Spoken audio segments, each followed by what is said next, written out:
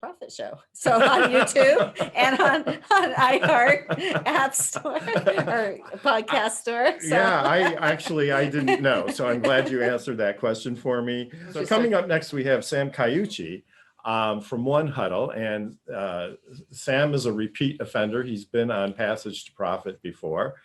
And so he trains people using sophisticated gaming software, which is a really unique approach. And so, Sam, why don't you tell us what you've been up to since you were on Passage to Profit last time? Sure. Thanks for having me.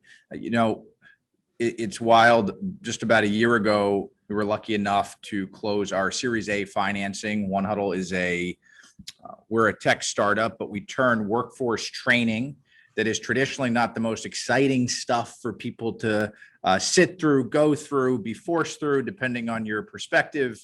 We take all that stuff and we have a platform where you can turn it into mobile games. And, pre-COVID, we were ramping up to raise our Series A, and we closed our Series A financing at the beginning of 2020 and really set us up to be able to forge forward. The process was, again, even pre-COVID, the challenges around keeping employees not just skilled up, but connected is one that has only gotten more challenging. So to say the last year hasn't been an even more wild ride for us as we've tried to adapt and adjust to make our product help the workforce, is definitely true. Well, I would think now that because of the virtual workforce, your product would be even more valuable now because it allows people to work independently, right? Sure. I think there's, for us, there's two sides to the coin. On one hand, we work, about a third of our customers are in retail, hospitality, restaurants. We made a purposeful choice to impact workers that are on the edges of our workforce that don't traditionally get access to job training. And when COVID happened, that group needed us more than ever, but their brands couldn't necessarily pay at the moment. So on one hand, our product, we saw a 13-fold increase in gameplay in Q3 over Q3 of 2019. So major surge in usage as folks who are either employed or unemployed or using us to find their next opportunity or get skilled up in the meantime. But, it's good that we did the raise in all transparency because it allows us to sort of, continue to try to do good things and grow the business at a time when, as employees get cut, HR teams get cut. So, Zoom is an outlier, kind of the video products are an outlier in the surge of tech. A lot of HR tools today are in trouble because of the fact that HR teams maybe don't have money to allocate to job training. Wow. I love that term, skilled up. And I think one thing that you're bringing to the workplace is, as you know, you can't just sit on the skills that you have because everything's always changing, and you have to constantly self-educate or educate through your company just to keep up with what's happening now. I mean, nobody was on Zoom. Well, we had remote workers and we were on Zoom. A handful of companies were. Now everybody's on Zoom. So everybody had to skill up to learn Zoom, right? Yeah. Sure. Yeah, we talk about the future of work. That's probably a buzzword term that we've all heard a lot. Well, we say the future of work is no longer in the future. It just got accelerated a ton. And companies, just like we think of building roads and bridges and infrastructure for cities, I think we learned that our human infrastructure and use of tech to keep workers ready failed. We were not as ready as we should have been. I mean, just take what's been happening in schools as an example. And most workforce tech emerged out of education. So if education is failing, the workforce is doing worse from a HR technology than academia is. Right. Wow. Right. Well, so what are some of your pivots here, and what are you doing to try to, continue to penetrate the markets that you want to penetrate? Sure. I think that probably there's a lot of things that got a lot of startups and that you all have talked to have been trying to do to be creative and keep going and testing a lot of different things and iterating. But one of the things I'm probably most proud of is the work we've done on the social impact side of our business. We've made it a point that as most people get left behind, 1Huddle is not going to be a part of that unfortunate spillover effect. We're gonna lean in. We're not gonna lean back. So I'm probably most proud of the work we've done with organizations. And we have Michelle Joseph here today from SCAP. We're really proud of the work we've done in, for example, the city of Newark, who's used our platform to keep out of work workers work ready. The work we've done with SCAP and a few other great organizations, including Saving Jane, the New Jersey Coalition Against Human Trafficking. We've used our app in ways to keep organizations connected to the most important social issues for their people and their workforce. January was Human Trafficking Awareness Month. We work with a large number of hotels, restaurants, sports stadiums, who, again, the work that organizations are doing around trafficking and education around forced labor, online grooming, a lot of these very important issues that aren't always showing up in an HR training manual. We've been able to partner and work with these organizations to help them on their initiatives on the ground with our game platform, but also level up the organizations we work with who maybe don't have access to content around these really important areas.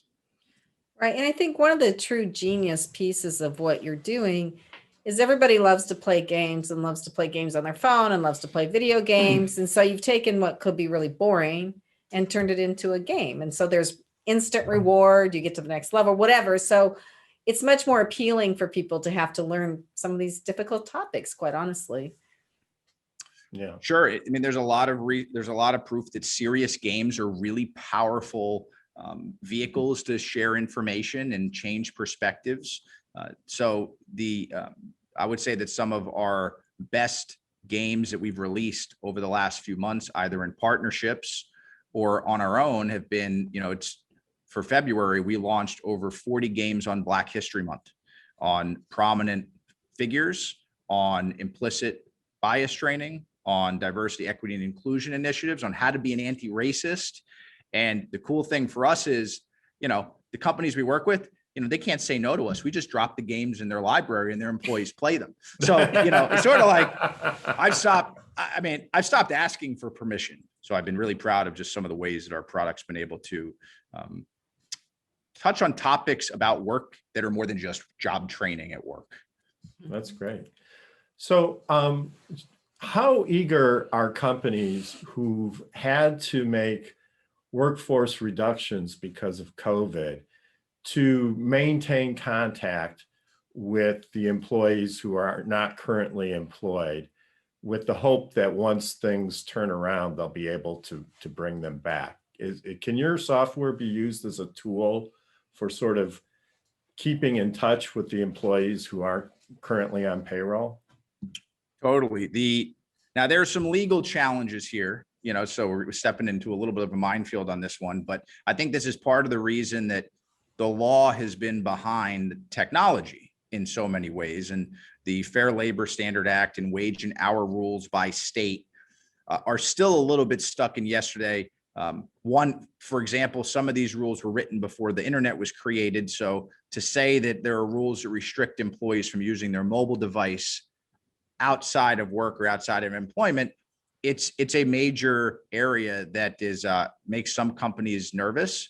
But I'll say this, there are a heck of a lot of companies, a lot of ones we work with, who say things like, we're going to lean in. We know that the rules might be a bit dated. We might have a little bit of exposure, but the right thing to do is to keep our people, A, connected, and B, work ready, because the vaccine is coming, and more folks are going to be vaccinated here in the months ahead.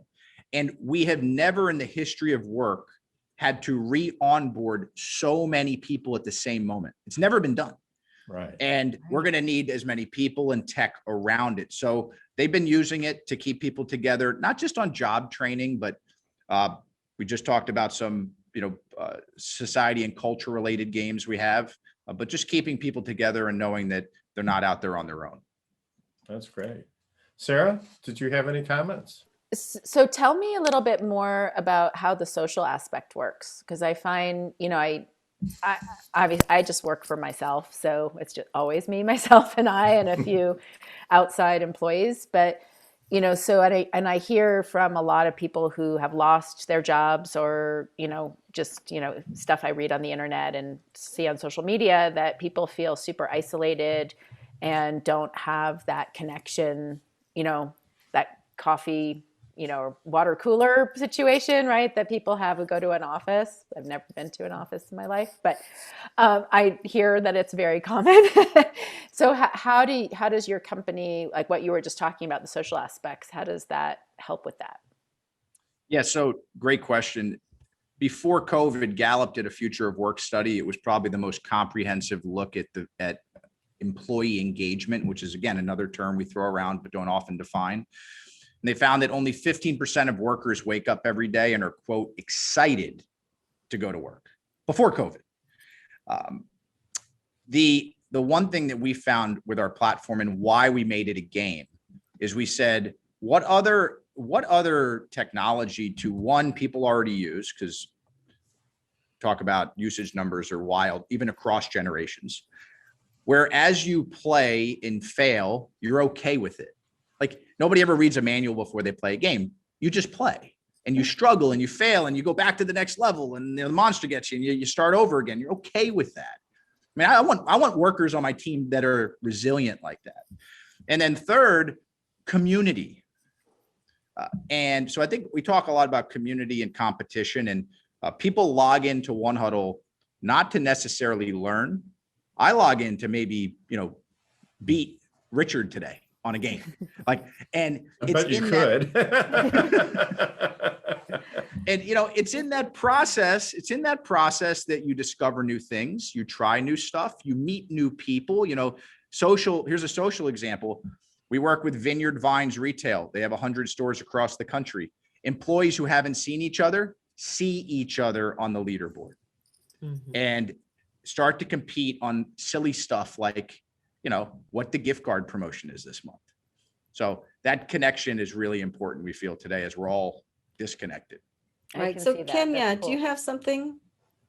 Yeah, I was just going to say, I like what you're doing, because I'm one of those people that forgets to take all these trainings that come out. So I think if it was in a form of a game, I get a message from my manager often, you got to take this. And I'm like, it's always a fire drill. But I think what's cool what you're doing. And I think there's definitely room. You had talked about like the stuff that you're doing for Black History Month. We actually a lot of companies now have diversity inclusion initiatives that they're trying to teach to employees. And I think it's hard to teach diversity and inclusion, because I think a lot of people don't know what that means, and how do you teach it in a fun way, right?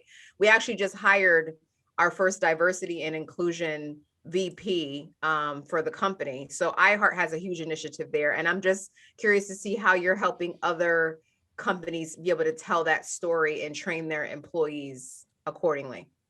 Yeah, it's a great question, Kenya. The number of chief equity officers that have emerged in the last several months has been great to see. And it's probably been our biggest interest area. And they're using us in two ways. One, DEI can't just be an event. It's not just a one-day workshop and we all feel great about checking the box. It's got to be 52 weeks a year. And one of the things about our platform that we say is like the game never ends. So with 1Huddle, companies are using us as the post seminar. So we're still saying, bring in the outside group, do the workshop, do the seminar, do the tough stuff. But then the most important principles can be thread through 52 weeks a year round. So that's one way.